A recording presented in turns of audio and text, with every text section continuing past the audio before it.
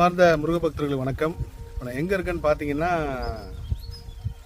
மிகப்பெரிய ஒரு அற்புதமான இடத்துல இருக்கேன். அது எந்த மாதிரி இடம்னா, கடந்த கிட்டத்தட்ட அந்த முருகர் பற்றி நான் பேச ஆரம்பித்ததுக்கப்புறம் அருணகிரிநாதரை பற்றி நிறைய தேட ஆரம்பித்தேன். முருகரை பற்றி நிறைய ஆராய்ச்சி பண்ண ஆரம்பித்தேன்.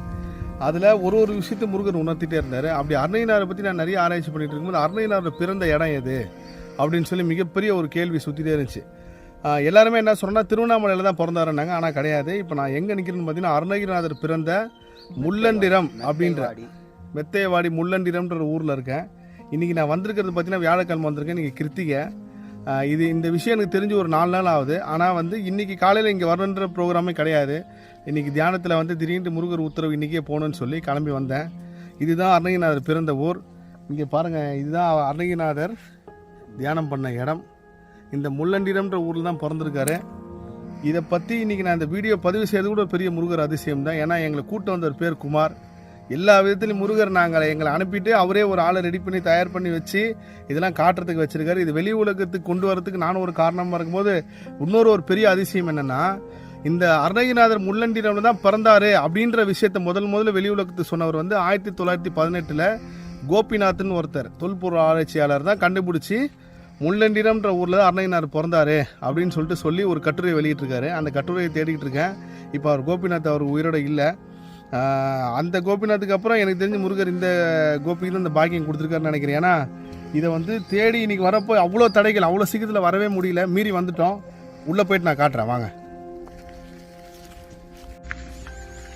மக்களே, இதுதான் நம்ம அருணகிரிநாதர் வழிபட்ட சிவன் ஆலயம். எவ்வளோ சிதலம் அடைஞ்சிருக்கு பாருங்க. ஃபுல்லாக கோவில் கோபுரம் எல்லாமே செல்லப்படுத்தி. இந்த பக்கம்லாம் பாருங்க, இன்னும் மோசமா இருக்கு. இந்த இடத்துக்கு வந்ததுக்கு அப்புறம் முருகர் எனக்கு ஒரு விஷயம் உணர்த்துறாரு. இந்த கோவில் கட்டுறதுக்கு உண்டான வேலையும் இது HRNC கவனத்துக்கு கொண்டு போய், அரசு அதிகாரிகள் கவனத்துக்கு கொண்டு போய், இப்ப நான் வீடியோ போட்டாலே கண்டிப்பா இது அரசு கவனத்துக்கு போயின்னு நம்புறேன். கண்டிப்பா இந்த கோவில் அடுத்த கட்டமா வளர்ந்து பரிபூர்ணமா கோவிலா இருக்கிறதுக்கு நம்மளும் ஒரு காரணமா இருப்போம். இந்த வீடியோ எல்லாருக்கும் ஷேர் பண்ணுங்க. இதுதான் அருணகிரிநாதர் வழிபட்ட சிவன் ஆலயம். எவ்வளவு மோசமா செயல்படுத்திருக்கு பாருங்க. கிட்டத்தட்ட 100 ஆண்டுகள் பழமையான கோவில் தெரியுது. இதுதான் கர்ப்பகிரகம். அந்த கர்ப்பகிரகம் இடத்துல இந்த வேப்பமரம் சுயமா வந்திருக்குன்னு இந்த மக்கள் நம்புறாங்க.